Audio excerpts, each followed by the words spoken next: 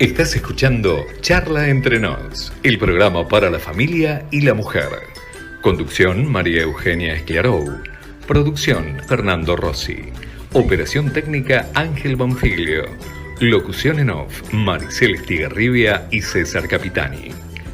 Charla Entre Nos por FM 101.9. Auspician este programa Verde Mostaza Vitrofusión, arte y decoración en vitrofusión, hilo, madera, piezas únicas, talleres grupales, WhatsApp 3571 538547.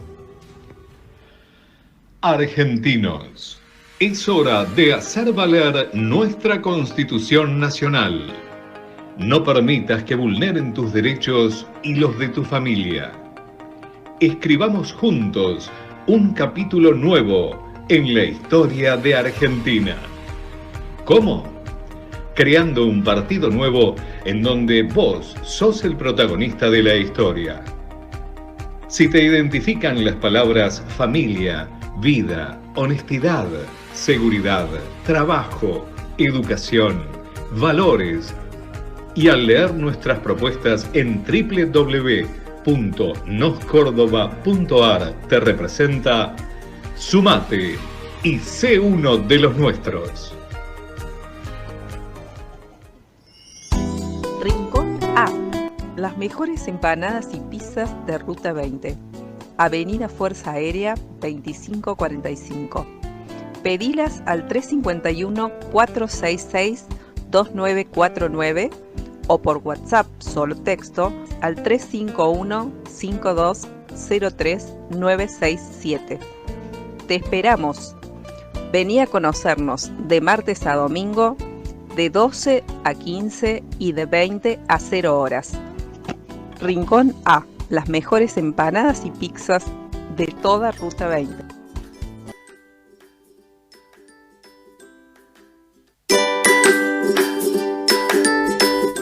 Hola, muy buenas tardes. Acá estamos en Charla Entre Nos, quien conduce María Eugenia Esclarou. Y hoy tenemos un invitado especial que todavía estamos esperando que llegue, así que voy dando la presentación porque está viniendo, está en camino. Se llama Enzo Jara. ¿Quién es? Es un estudiante de historia, un gestor cultural, el presidente del Centro Comunitario Benjamín Matienzo, es un emprendedor y un consultor. ¿Cuántas cosas, no? Es un joven realmente maravilloso en el cual invité porque he quedado anonadada por los conocimientos que tienen. Y vamos a estar hablando hoy sobre la cultura, un poco la anticultura, como lo llamo yo, que son estas cosas que tienen que ver con las degradaciones que van surgiendo, las modificaciones en cuanto al arte, a la música, a todo lo que nos rodea. También vamos a pasar un audio ahora en este momento de un video de un español, creo que algunas personas pudieron escucharlo, en el que habla que registró todas las palabras estas que llaman inclusivas. ¿A qué me refiero con esto de inclusivo? Que es exclusivo en realidad, porque no incluye a las personas, que es lo que hablan del todes, todox y todas estas cosas medias raras que están de moda y quieren imponernos a toda costa. Así que vamos a escucharlo. Es mi primer libro. Os dejo aquí la portada para que lo veáis. Voy a contar de qué va mi libro. A ver si os gusta. Se llama Diccionarie, glosario completo del lenguaje inclusivo. ¿Y esto qué cojones significa? Bueno, esto significa que he registrado todo el lenguaje inclusivo en castellano en mi primer libro. Todas las palabras que figuran en el diccionario, terminadas en E, en I, en U, en X, en Y, en Z y en arroba y sus respectivos plurales, me pertenecen. Oficialmente son mías. Todas esas palabras. De manera que a vosotros que os gusta tanto extorsionar, amenazar, prohibir y censurar, pues aquí va. Gracias a este libro y a este registro, nadie puede utilizar ni una sola palabra del lenguaje inclusivo sin mi permiso. Ni todes, ni hijes, ni chiques, ni todox, ni amigox, ni latinox, ni nada por el estilo. Ni con la arroba tampoco. Oye, ¿y cómo vas a controlar que la gente no ponga eso y que no escriba así? No, si me da igual que la gente escriba así y que hable así, me da igual. Lo que no se puede hacer es utilizar esas palabras con ánimo de lucro, con fines publicitarios, propagandísticos o políticos, ni tampoco en los medios de comunicación, a no ser que vaya bien entrecomillado y citando su respectiva autora, que soy yo. ¿Se va a poder decir esto? Lo propuesto es que sean portavozas mujeres. No. Nuestros hijos, hijas e hijes tengan derecho. No. Todos los niños, las niñas, les niñas de este país. No. Libertad para todos y para todas, para todes. Ustedes, ayer, todos los miembros y miembros del grupo parlamentario... Tampoco. Vamos a cambiar esta tierra.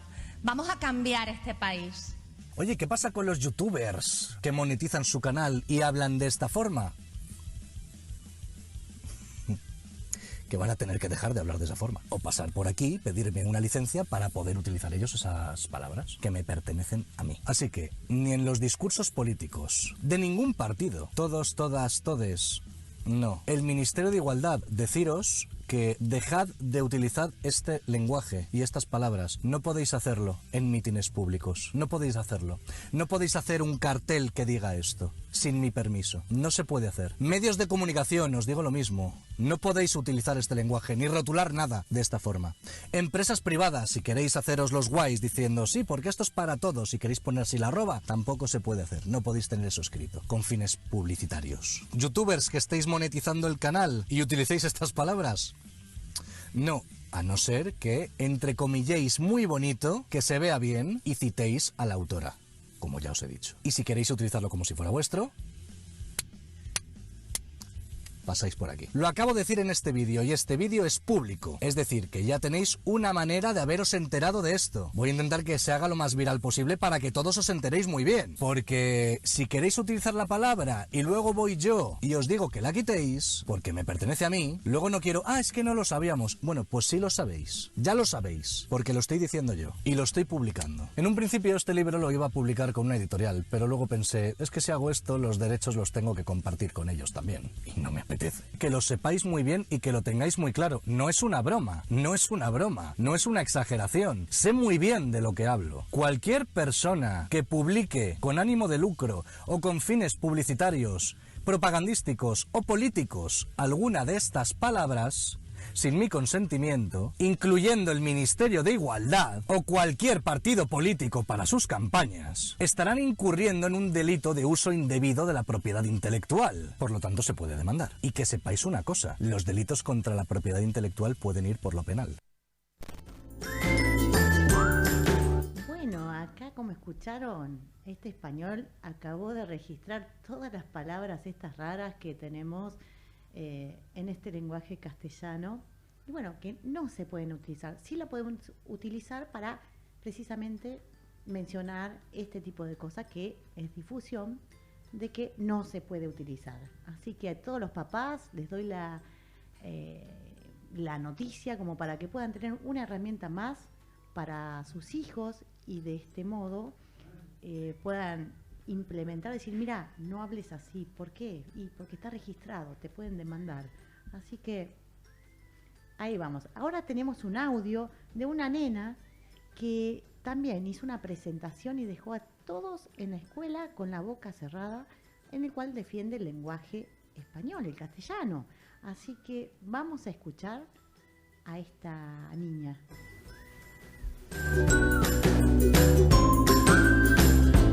Ya tenemos a la alumna Carla María Rodríguez Bermúdez con el tema Todes somos compañeros. Un fuerte aplauso, por favor.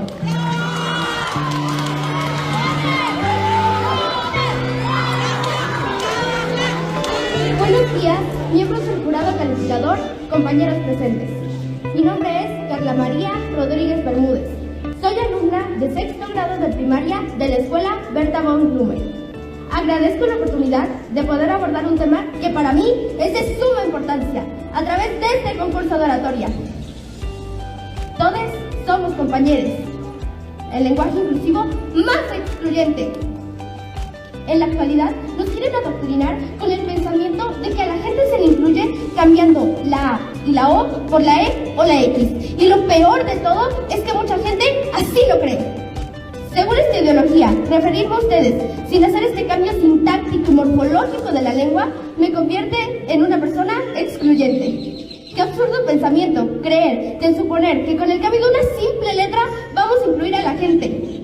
Muchos siglos han pasado para que nuestro lenguaje haya tenido una gramática, sintaxis, semántica y morfología coherente como para que hoy en día consideren que la E o la X harán de este mundo un lugar mejor.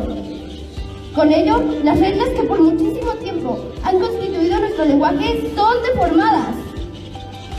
Todas las lenguas tienen su origen en la lengua indoeuropea, pues es de hecho el primer lenguaje del que se tiene registro en la historia. El lenguaje indoeuropeo se caracterizaba por el hecho de que las palabras eran neutrales y debían hacerse especificaciones concretas para denotar a alguien. Con el tiempo sufrió algunos cambios y con la llegada del latín temprano se agregaron los sufijos na y a para nombrar al femenino, pero nunca se hicieron cambios para el masculino, sino que se adoptaron los sufijos n, o y o para ambos casos, tanto neutral como masculino. Y es por eso que cuando nos dirigimos a una audiencia heterogénea utilizamos la terminación os. Por ello, los exhorto a no dejarnos engañar por una falsa ideología de inclusión, en donde la E, o decir ella, o todes, nos vuelve inclusivos. Esto sería como decir que el lenguaje inclusivo también sería el hecho de escribir de forma indistinta las palabras con C, S o Z. Mi hermana mayor, de 17 años, tiene multidiscapacidad. Ella no habla, no camina bien, no ve bien, no oye bien y no se da cuenta de muchas cosas. Y desde que tengo uso de razón, ella ha tenido que integrarse a esta sociedad excluyente e indiferente a la diversidad y necesidades ajenas. Para mi hermana no existen calles adecuadas, infraestructura que contemple sus necesidades y mucho menos espacios de sensibilización para la aceptación de su condición. Hoy día, mi hermana experimenta la discriminación como una mueca disfrazada con una sonrisa y acompañada de un bienvenides. El que a mi hermana le diga niña no le incluye, y así como ella, existe gente diversa a la que la E no modifica en nada su inclusión o aceptación. ¿Queremos ser inclusivos? Vamos cambiando la indiferencia por empatía, el odio por amor, la crueldad por piedad, el individualismo por solidaridad, las palabras por acciones. La E está de más. Lenguaje inclusivo, aprendamos braille. Lenguaje de señas, reanimación cardiopulmonar. Respetemos, seamos amables, educados, aprendamos a dar. La E no va a cambiar nada, pero nosotros lo podemos cambiar todo. Es cuanto.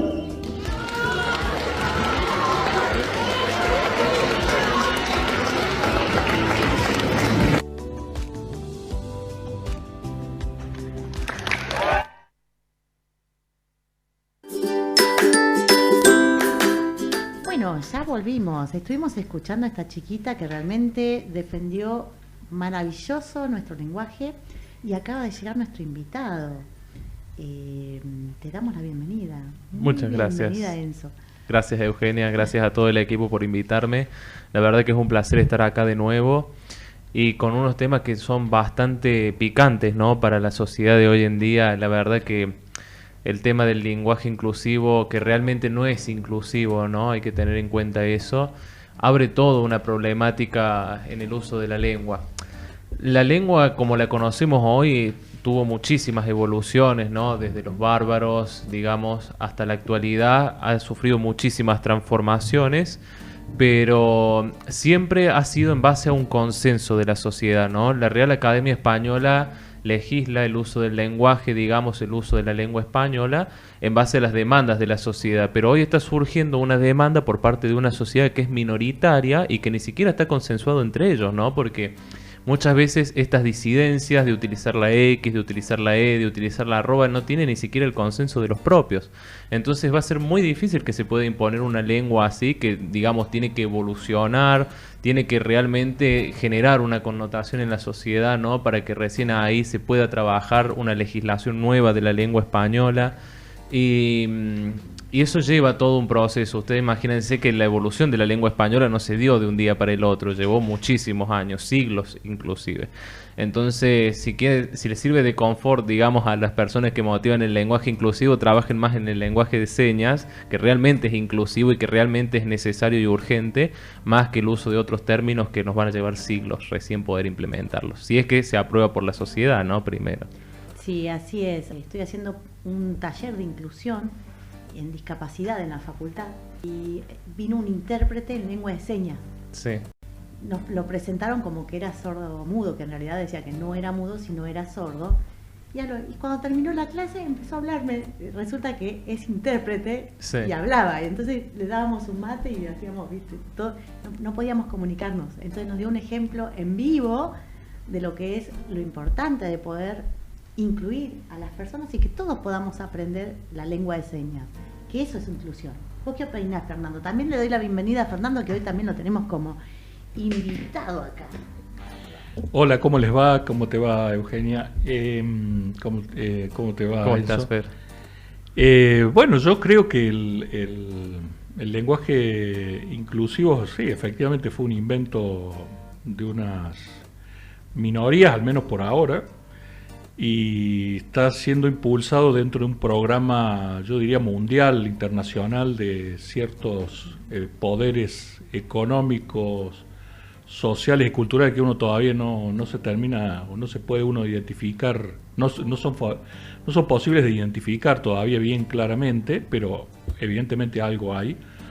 Está incluido dentro de un programa, o sea que es una de las líneas de acción que están dentro de un programa que está, quizás se lo pueda titular con la Agenda 2030 de las Naciones Unidas, que engloba toda una serie de actividades, entre ellas el lenguaje inclusivo, y que están orientados a por lo menos reducir la población mundial, es lo que uno puede ir viendo, y después, bueno, a producir como un cambio brusco en la humanidad, acerca de cómo venía evolucionando, y bueno, eso ha encontrado, sobre todo aquí en Latinoamérica, me parece, y en algunos países de Europa, eco en las izquierdas que siempre necesitan del conflicto, de generar la lucha entre clases, entre sexos, entre lo que sea, para poder prevalecer, porque generalmente sus ideas no funcionan desde el punto de vista operativo,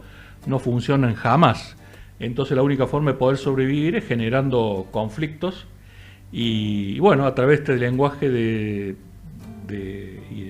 supuestamente inclusivo, o la ideología de género o el tema del aborto, han encontrado puntos para generar conflictos dentro de la sociedad. Y lamentablemente, bueno, la sociedad, como suele pasar en otras épocas en otras épocas, le cuesta reaccionar, nos cuesta darnos cuenta, muchas veces también nos metemos en esta disyuntiva y bueno, y nos olvidamos que después todas las consecuencias las vamos a terminar pagando siempre nosotros. O sea, todo esto que está sucediendo, por ejemplo, con el bendito lenguaje inclusivo, la ideología de género, la batalla de sexos entre hombres y mujeres, ha llevado, por ejemplo, en nuestro país tengamos un Ministerio de la Mujer que nos lleva fácilmente, dicen, entre el 3, 4, 5 puntos del Producto Bruto Interno. No importa la plata que sea, pero son fortunas gigantescas que se puede utilizar en otras que cosas. No están yendo aquí, pero obviamente se está viendo. Ya lo sacó de la educación, tenemos una educación dinamitada, lo han sacado, no sé, de cosas más razonables, como es la salud. Está dinamitada el sistema de salud argentino, o lo sacan de atender a las verdaderas minorías que son verdaderamente vulnerables, como son nuestros ancianos, como son las mujeres que están en situación de vulnerabilidad real, y ni hablar de los niños y los jóvenes, ¿no? Que han sido abandonados, y después las personas, o también en paralelo, o igual, o a veces en algunos grados superiores, las personas que tienen algún tipo de discapacidad, como es el caso de las personas que son sordos, que muchas veces no pueden ver televisión porque los programas no están subtitulados, algo que no se habló nunca más. O el caso, bueno, de los sordomudos que no tienen forma de comunicarse con el resto de la gente, porque prácticamente nadie sabe cómo es el lenguaje de señas, ¿no? Aparte varía de país en país. Así, el lenguaje el lenguaje para sordomudo es, si vos vas a México, es muy diferente al de Argentina. Es como si fuesen idiomas distintos, es un idioma. Así que en la escuela, en la universidad, nos están inculcando, es como que vienen los profesores y te escriben con la X, a la arroba. A mí particularmente me cuesta mucho y me desconcentra, porque si quiero centrarme en el texto, tengo que estar prestando a ver qué quiso escribir y la verdad me molesta. Además están generando una incoherencia total en la educación, porque han eliminado la regla de la ortografía o de la gramática. Entonces, ¿cómo voy a corregir a un alumno que pone, no sé, donde tenga que poner una Z, pone una S, o, ¿viste? O sea, han abierto las puertas a la que yo hago lo que quiera, porque si yo fuera un alumno de ese profesor, no me venga a mí entonces a corregir una prueba porque cometí un error ortográfico, ¿no es cierto? O sea, en base a qué voy a escribir bien. Estás corrigiendo. Claro, si él a mí me está escribiendo mal, ¿no es cierto? Donde hay una O, pone una X, ¿me entendés? O sea, Sí, ¿vos qué opinás, Enzo?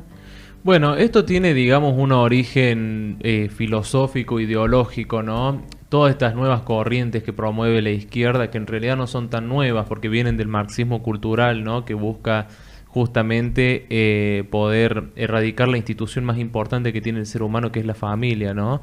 En un momento de incertidumbre de un país, en un caos social, de hecho, a ver, lo vivenciamos todos los días. Por ejemplo, un padre que tuvo un problema en el trabajo, ¿dónde se refugia cuando vuelve a la casa? En la familia.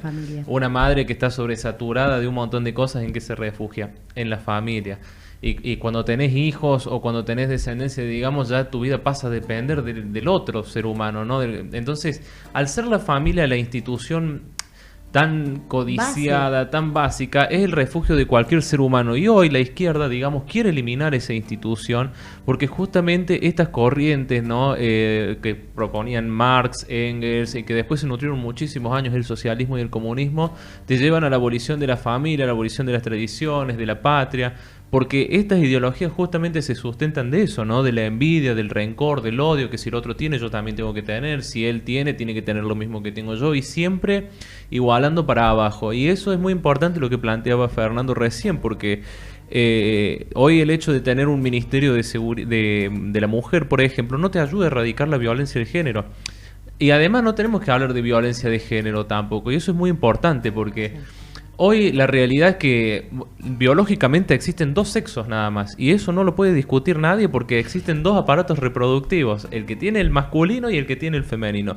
Después existe, sí, por la Organización Mundial de la Salud reconoció un abanico de 100 y pico de géneros, ¿no? Y todos los días surge uno nuevo. Pero la realidad es que, digamos, si vos te percibís como una mariposa, como una persona trans, como una persona gay, lo que sea, podés percibirte como quieras, pero la realidad es que vas a tener un solo aparato reproductor, más allá de que te operes o lo demás, es uno solo. Entonces, lo que nosotros tenemos que plantear hoy es la erradicación de la violencia en general. En general. Y eso, digamos, se ataca desde la educación, trabajando lo de los valores del respeto, los valores, digamos, que nos inculcaron durante muchas generaciones, de que todos los seres humanos somos iguales ante la ley. Esa es la mejor forma que tenemos de erradicar la violencia y que todos tenemos que tener equidad de oportunidades y demás. Pero no se soluciona creando un Ministerio de la Mujer, no se soluciona creando el INADI. Es más, estas entidades que utiliza, digamos, el Estado para poder perseguir al que piensa distinto, es lo que genera muchas veces odio también. Y cuando nosotros planteamos este tipo de cuestiones en las universidades, ayer por ejemplo me pasó en la Facultad de Filosofía y Humanidades que tuvimos toda una discusión ahí en una de las cátedras, porque inmediatamente te empiezan a tildar de fascista. Y la realidad es que el fascismo, digamos, que pregonaba Benito Mussolini en la Italia de aquellos años, ¿qué es lo que decía Mussolini? Dentro del Estado todo, fuera del Estado nada. Entonces, digamos, si la izquierda es justamente la que se encarga de ampliar el Estado y crear un Estado elefantiásico y demás, ¿no son ellos los fascistas en vez de nosotros? Vamos al caso de Hitler. Hitler, digamos, estaba con el Partido Nacional Socialista, no era nacional republicano el partido de Hitler. Entonces, hay muchas cosas que hay que empezar a romper, digamos, que son estructuras que muchas veces se da y que las personas que pensamos diferente por miedo, como yo decía ayer, nuestra facultad se debe un debate porque se impone un lenguaje inclusivo, se impone el aborto, se imponen las ideologías de género, se imponen un montón de cosas y del otro lado no hay una resistencia, entonces se cree que es una imposición consensuada y no es una imposición consensuada. Entonces ahí es donde nosotros tenemos que dar la batalla cultural, en estos espacios que son para transformar, ¿no? Es una bajada de línea por lo que noto particularmente. Sí. Y sí, como decís vos, los fascistas son estas personas que realmente pues, nos van excluyendo. Fíjate que van atacando, si uno hace una manifestación y vienen enseguida, te rompen, te pintan las iglesias, te van modificando cosas que representan cultura y representan valores que son patrimonios propios del país. Y estos están como rompiendo todo, quebrando todo, empezando por el lenguaje, ¿no? Y ahí van siguiendo todo lo demás. El arte, la música, la danza, porque llaman danza a actos obscenos ahora. Sí. ¿En eso cómo lo ves? Claro, bueno, acá hay un factor muy importante para tener en cuenta que dentro de las humanidades nosotros planteamos una discusión bastante seria, ¿no? Dentro de la academia, porque en realidad la antropología consiste en el estudio de la cultura del otro, ¿no? Y la izquierda como que constantemente quiere imponerte que si no es la cultura de ellos, es la que no funciona. Si es la cultura que vos seguís, es una cultura conservadora, una cultura que está totalmente desvirtuada de los tiempos que corren. Entonces ahí es donde tenemos que dar... Patriarcal, que le dicen. Claro, patriarcal, exactamente. Y la antropología es el estudio de la cultura del otro, la etnografía además es el encimamiento de la cultura del otro. Entonces ahí es donde nosotros tenemos que empezar a plantear la discusión de estos temas. Yo respeto muchísimo, por ejemplo, el que quiera hacer una danza o el que quiera, digamos, hacerlo de la puerta de su casa para adentro, yo respeto, digamos, el proyecto irrestricto de vida del prójimo. Cada uno puede hacer lo que quiera. Ahora, la realidad es que lo que pasó en la Ciudad Autónoma de Buenos Aires, por ejemplo, es un hecho muy lamentable. Sí. Y así como eso, hay muchos puntos del país donde los gobiernos, digamos, para poder arrastrar votos por izquierda, por derecha, por lo que sea, hacen cualquier cosa. Bueno, la realidad es que si vos me preguntas a mí, no me gusta pagar impuestos para que vayan a un museo a bailar desnudos, a un museo donde asisten niños también, y que a los niños primero se les tiene que enseñar lo que es la educación sexual para que previamente, porque si no, a ver, se salten el paso, van a la pornografía primero y después van a la educación sexual, o sea, es al revés, como ponerse primero el zapato y después la media. Y claro, y de una forma bastante drástica. Entonces, digamos, uno paga impuestos hoy para que el Estado te cubra las funciones esenciales. ¿Cuáles son las 4 funciones que debe cumplir el Estado en cualquier sistema republicano? Educación, salud, seguridad y justicia. El resto se tienen que ocupar, por ejemplo, las cuestiones culturales, deportivas y demás, se tienen que ocupar las organizaciones del tercer sector, que para eso surgen las fundaciones, las asociaciones civiles y demás, surgen justamente con la finalidad de poder llegar a donde no llega el Estado. Pero el Estado no puede siempre cumplir el rol de empresario, tratando de estatizar, el rol de organización del tercer sector, invirtiendo en cultura, en deporte, en esto. No, eso son cosas que para eso existen otras instituciones fuera del Estado que están encargadas de hacer. Entonces, de pronto vos tenés un Estado elefantiásico que gasta mucho, le ingresa poco y va a la quiebra. Digamos, en el hipotético caso, en este caso no va a la quiebra porque tiene Estamos en la quiebra. Claro, pero no se va a ir a la quiebra del todo porque tiene una fuente coactiva de ingresos que se llama impuesto, que es lo que bancamos nosotros todos los meses. Eso, y dentro de tu juventud y tu pensamiento, ¿no? Sí. ¿Vos qué opinas? ¿Que esto lo hacen porque no saben hacerlo o porque es una política, una estrategia que tiene el sector político que ha venido gobernando los últimos años para permanecer el mayor tiempo posible con el mayor beneficio posible en el poder? La verdad que esto, como mencionabas al principio, responde, digamos, a un lineamiento de las Agendas 2030. De hecho, por ejemplo, si no me equivoco, el punto número 5 es el tema de la igualdad de género, ¿no? Entonces, es una política que se baja en muchos estados. Por ejemplo... Pero hablo lo del tema de la permanencia en el poder, digamos, de esta Lo que pasa es que ponete a pensar en qué punto le da la permanencia del poder. Porque hoy vos tenés un Ministerio de la Mujer y te puedo asegurar que cada 24 horas muere una mujer lo mismo. Sí. Entonces no funciona. Por ejemplo, peor, perdón. Sí. No solo que muere una mujer, sino que hay más violencia, hay más odio hacia la mujer. Sí. Bueno, pero a ellos no les interesa porque ellos, de acuerdo a su estrategia política que tienen, que uno viene viendo, ellos al pauperizar a la población y bajar los niveles de pobreza extremo, después cuando estén cerca de las elecciones van, le compran el voto con un bolsón, un poco de dinero. Pero eso no es una solución. No, ya sé, por eso, pero ellos lo que quieren, para ellos sí, porque a mí me da la impresión que el objetivo no es solucionar nuestros problemas. El objetivo es permanecer en el poder y ganar la mayor cantidad de dinero posible mientras estén en ese poder. Claro, es paliativo en sentido, no sé cómo ponerle la cámara, estoy dando vuelta. Es paliativo en sentido la solución que brindan, pero no es la solución. Porque, por ejemplo, una chapa, un bolsón, en como realidad decís... Es hundirnos más, porque en realidad ellos para darte ese bolsón... Pero ¿de dónde lo sacan el dinero? Pero por eso te digo, pero no solo eso. Además, yo creo, no sé si coincidís vos, Enzo, para darnos ese bolsón, el político gasta 10, 20, 30 veces más, de las cuales a 10, 20, 30 veces más, la mayoría de la plata se la lleva o a su propio bolsillo o a su sector político para permanecer en el poder. Claro, porque no se lo dan a todos. Claro, bueno, ahí, digamos, los gobiernos populistas y demagógicos te plantean lo siguiente, ¿no? Donde nace una necesidad, nace un derecho. La realidad es que ese derecho alguien lo tiene que pagar, porque yo no he visto ningún político que pusiera dinero de su bolsillo para poder pagar esos bolsones. Y hay que tratar de entender algo muy importante. Una cosa es la asistencia del Estado y otra cosa es el asistencialismo del Estado.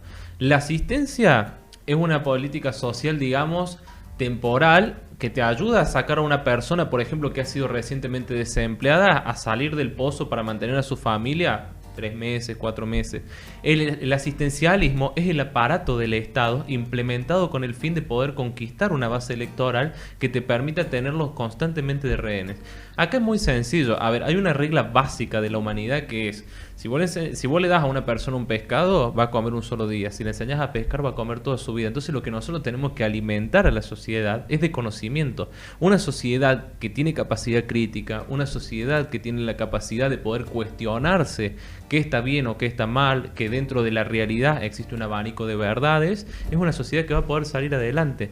En estas circunstancias, hoy los políticos se han encargado de que la educación no funcione porque les conviene tener analfabetos, de que la salud no les funcione porque le conviene sacarse de encima las personas mayores, las personas que nacen con discapacidades, porque saben que el Estado tiene que mantenerlo. O sea, es cruel, pero es parte de estas agendas también. Tienen no está incluida en la Agenda 2030 el tema discapacidad. Si uno lo analiza en la letra chica, no está incluido, está excluido. Exactamente. Claro, porque para ellos, digamos, las personas con discapacidad representan una molestia. A ver, planteemos esto. ¿Cuántos estados en Argentina, vamos a plantear de los estados municipales, provinciales y demás, cuántos trabajan realmente en la inclusividad? ¿Hay algún ministerio de discapacidad, por ejemplo? Existe uno acá en la provincia de Córdoba, no un ministerio, sí una oficina. Ah, bueno, ahí estamos, claro, pero así de chiquita. Una oficina como un cuarto donde guardan las escobas y las palas, porque en realidad no es lo mismo financiar una oficina que financiar un ministerio. Se cumple la ley creo que hay una ley que Córdoba no la aplica. No, ninguna provincia la aplica, ni el Estado Nacional tampoco, que obliga a los discapacitados a darle trabajo, un porcentaje de darle trabajo. Claro, y estamos pensando en el cupo laboral para personas que son personas que pueden... A ver, yo conozco muchísimas periodistas, muchísimas locutoras que trabajan muy bien en programas de televisión, en programas de radio, y que no le hace falta que el gobierno les dé un cupo para poder trabajar. Pero ¿sabes qué es lo que te pasa a la izquierda? Te dice la izquierda, perdón, es que si no le das un cupo laboral a una persona trans, va a ir a la calle a prostituirse y la van a matar. Una ofensa total para las personas. Primero que una ofensa total, porque ellos mismos mismos están estigmatizando que la única salida laboral que tiene una persona trans es poder trabajar como en la prostitución, digamos. No, y no es así. Y más hoy en día que vos podés trabajar de tu casa, no hace falta pero que aparte también hay una contradicción en el tema del cupo de género, digamos, porque si yo soy un empresario, por ejemplo, y de pronto las mujeres ganan menos que los hombres, a mí me va a convenir contratar más mujeres que hombres porque me va a salir mucho más barato. Es un mito. Claro, por eso, es un mito. Verso, claro. Entonces, lo que las mujeres, digamos, tienen que entender es que la lucha feminista la tienen que dar en tanto y en cuanto esa lucha no termine repercutiéndoles en contra, porque es cierto que el feminismo nace también a raíz de un montón de derechos de las mujeres que han sido vulnerados, que no tenían igualdad ante la ley con el hombre, no podían votar, no podían opinar, no podían trabajar en condiciones salubres y demás. Todos esos derechos ya se conquistaron, llegaron a la cima, pero ¿sabés qué es lo que pasa? Que llegaron a una cima que es una montaña rusa, porque así como subieron, van bajando, porque hoy, por ejemplo, quieren jubilarse a la misma edad que el hombre, siendo que se jubilan antes. Quieren pelear, por ejemplo, el tema de las más licencias, pero quieren que el bebé lo cuide el hombre. O sea, son como muchas cosas, digamos, que no se dan cuenta que se están colisionando ellas mismas. Yo, la verdad, invitaría a todas las chicas, digamos, a que hagan una convención nacional de mujeres y que realmente se replanteen si están encarando bien la lucha o no. Porque la realidad es que hoy, si vos me preguntás si yo quisiera ser hombre, quisiera ser mujer, y mira, preferiría ser mujer. A nosotros nos dan el trabajo más forzoso, nosotros nos jubilamos más tarde, o sea, nosotros no tenemos... Estamos muriendo antes. ¿Ah? Nos morimos antes. Nos morimos antes. Entonces, si vos me das la opción, yo quisiera ser mujer, ¿entendés? Entonces, la realidad es que me tocó nacer hombre. Está bien, no reniego de eso, me encanta mi masculinidad, pero yo le diría a las mujeres, por favor, replántense si está bien lo que están haciendo o no. Hay personas que hoy están planteándose de convertirse en género X, no binario, o mujeres, precisamente para jubilarse antes. Hombres. Pasó en España y acá tengo unos cuantos conocidos que van diciendo, che, me estoy planteando... Tengo un amigo que está desesperado por jubilarse, voy a decirme. Y precisamente para aprovechar estas leyes, pero para sacar beneficios, no es porque... Claro, juegan con las reglas del sistema. Pero no porque lo sean en realidad. Bueno, ahí hay un tema bastante grave también, ¿no? Porque en esto de ampliar los géneros, y que se está dando sobre todo en los países europeos, se está dando una discusión bastante interesante, porque la pedofilia, hay sectores LGTBIQ+, no los tradicionales, sino los que están financiados por las grandes corporaciones, porque eso también hay que decirlo, estos lobbies, porque hay digamos, dos tipos de colectivos. Los colectivos que realmente plantean la inclusión de las personas con género y los colectivos que están totalmente financiados por corporaciones extranjeras como la Fundación Open Society de George Soros, por ejemplo. Entonces, estos colectivos LGTBIQ+, plantean, los de George Soros, que la pedofilia se tiene que incorporar como un género. Y eso es un error. Porque, a ver, de pronto, una persona que se percibe como mujer, después como hombre, después como mariposa y después que le gustan los niños, no. Porque por más que un niño, digamos, esté en toda en su edad o en su condición o lo que sea, no puede estar con una persona que sea mayor de edad. Eso hay que tratarlo de manera urgente en primer lugar. Después, el otro problema que vos tenés es que muchas de las personas que juegan con estas reglas del sistema de cambiarse de género y demás, pasan a percibirse niños, porque también pasa de que sos un adulto y te autopercibís una nenita o un nenito chiquito. Es un horror, sí. Está el tema también de que muchas veces estas personas, ¿no?, que se autoperciben de otra forma, van a cárcel. Por ejemplo, un hombre que se autopercibe como mujer, que de hecho ya ha pasado, va a un pabellón de mujeres y después termina abusando de todas las presas. Entonces, son cosas que por ahí hay que empezar a plantearlas, ¿no? Porque, o en todo caso, trabajar en un documento nacional de identidad, de decir, bueno, a ver, sabemos que los sexos son dos y que los géneros son un abanico, y entonces decir, bueno, elija un sexo, masculino o femenino, o sea, usted tiene vagina o tiene pene, digamos, no hay otra historia más que esa, y después elija el género que usted quiera. Bueno, pero este problema que decir que plantea inconvenientes en los sistemas, pasó en una maternidad de una persona que estaba inscrito como hombre y fue a una maternidad y no lo recibieron, porque estaba embarazada para parir, porque en su documento figuraba hombre. Entonces no lo atendían, porque se atienden solo mujeres. Ahí tenemos un dilema bastante importante en esto. Sí. O sea que Hay como muchos temas para tocar, pero Sí. lo importante es poder encontrar, digamos, el origen del problema para poder trabajar en la solución. El origen del problema es que esto viene de concepciones ideológicas de siglos anteriores, como digamos el núcleo del marxismo cultural, y desemboca en la abolición de la familia. Bueno, lo que tenemos que refugiarnos hoy es en la protección de la familia, que es la institución más fuerte y más fuerte, y si quieren, aprovechando todo este clima religioso, la más sagrada que tiene el ser humano también, ¿no? Sí, y algo importante, si vos te morís y pasan miles de años y cuando encuentren tus huesos van a simplemente saber si es de hombre o de mujer, no de otra cosa. Totalmente. Con respecto a... Estamos hablando así un popurrí de cosas, estamos en charla entre nos para aquellos que entraron recién. Con respecto, y te voy a preguntar, a esto de que están haciendo arte, pero que están faltando respeto a las creencias religiosas. Ejemplo, en la Universidad de Cuyo hubo una exposición en donde hicieron un Jesucristo, le pusieron una vulva o una virgen y representado también por un miembro femenino, así un miembro genital. ¿Esto pasa a ser arte, cultura o ya es perversión? Mira, yo lo considero como que es una perversión porque hay restos, digamos, arquitectónicos, monumentos, estructuras que forman parte del patrimonio de la humanidad. Y volvemos a recaer en lo mismo que yo te decía al principio, ¿no? La antropología consiste básicamente en el estudio de la cultura del otro. Vos podés hacer tu cultura, digamos, siguiendo tu religión, con distintas cuestiones exotéricas y demás, y decir, bueno, yo tengo este lineamiento religioso. Y yo puedo tener un movimiento feminista, un movimiento, digamos, como los Black Lives Matter, o cualquiera de los demás, y simplemente trabajar en lo mío, respetar lo tuyo. Yo puedo hacer arte urbano, digamos, en pintar un paredón que no tenga nada o que no sea de nadie o en una plaza, pero no en una iglesia, porque ahí volvemos a lo mismo, que hay sectores de la izquierda que quieren imponer su cultura por encima de la del otro. Y ellos, por ejemplo, que cuestionan muchísimo la cuestión eurocéntrica de que tanto los ingleses como los españoles, cuando llegaron a América, se encargaron de exterminar la cultura de los pueblos originarios. Ellos están haciendo lo mismo. Sí. Porque en realidad están exterminando la cultura de otros sectores de la sociedad. Entonces ahí es donde nosotros tenemos que trabajar bastante, ¿no? En el respeto de la cultura del otro.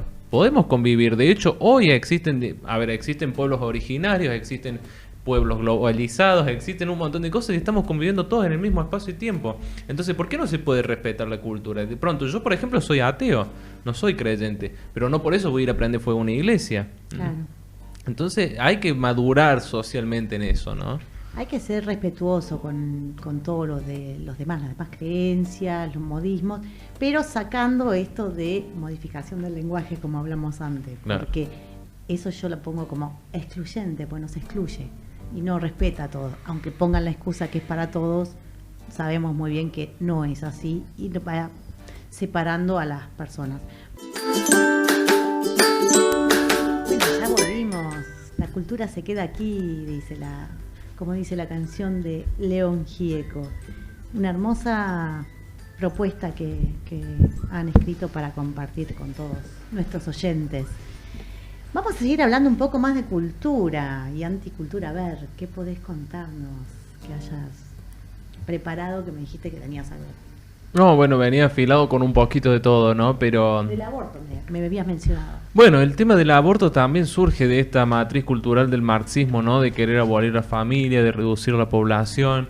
Y la verdad que, digamos, hoy tenés el tema del aborto, que primero es algo antinatural, que va en contra de muchas cosas. Por ejemplo, si nosotros lo planteamos en un caso de una situación de violación, cuando hay un violador, una mujer violada y un bebé, digamos, el aborto de una persona que no nació es el más sufrido de los tres, ¿no? O sea, el que peor liga las consecuencias de la situación.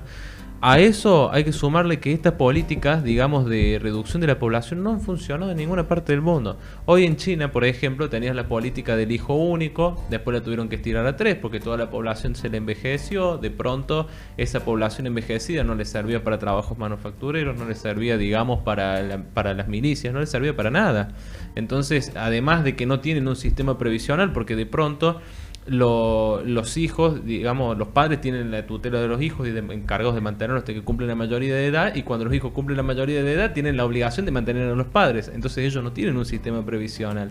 Y eso también complicó muchísimo las cosas cuando estaba la política del hijo único, porque de pronto una familia que tenía un hijo y se le moría, después no tenían quien los mantuviera cuando llegaban a una edad.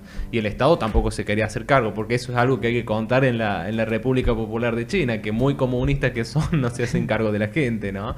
Es que no hay tanta igualdad como... No, ya la igualdad, viste, cuando se trata de sacarle al otro, sí, pero cuando hay que tocar la propia, no. Sí, eso pasa también en Europa, que están las culturas, así los países envejecidos, que le dicen en la parte poblacional, porque no tienen niños, no hay bebés. Entonces es un problema. Entonces ahí pasa la invasión también, porque aprovechan otros países a mandar a esos países.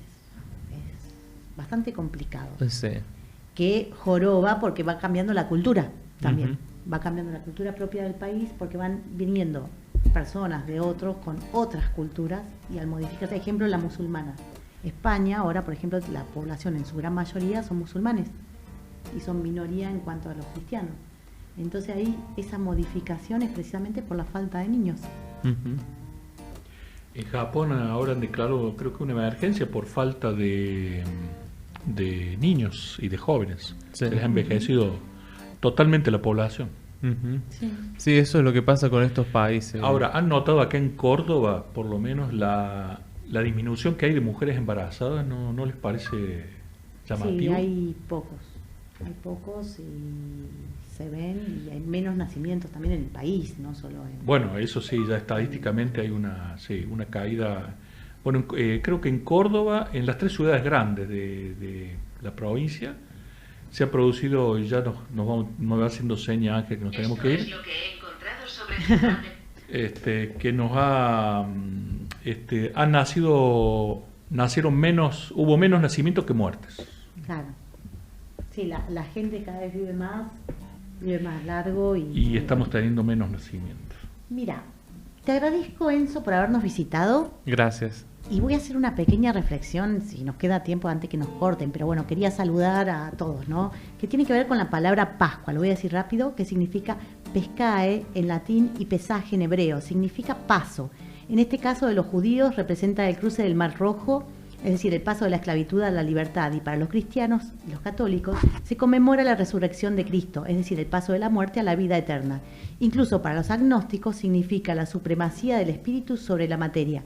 Por eso, en estas Pascuas deseo de todo corazón que nos animemos y demos en este próspero el paso que nos haga pasar de la resignación a la acción, de la indiferencia a la solidaridad, de la queja a la búsqueda de soluciones, de la desconfianza al abrazo sincero, del miedo al coraje, de volver a apostar todo por amor, de recoger sin vergüenza los trozos de los sueños rotos y volver a empezar, de la autosuficiencia, de compartir el fracaso y los éxitos, de hacer las paces con nuestro pasado para que no arruine nuestro presente, y de saber que nada sirve ser luz si no podemos iluminar el camino de otro.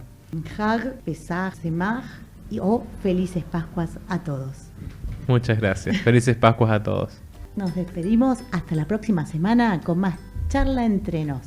Los esperamos el próximo viernes de 15 a 16 horas en la 101.9.com.ar.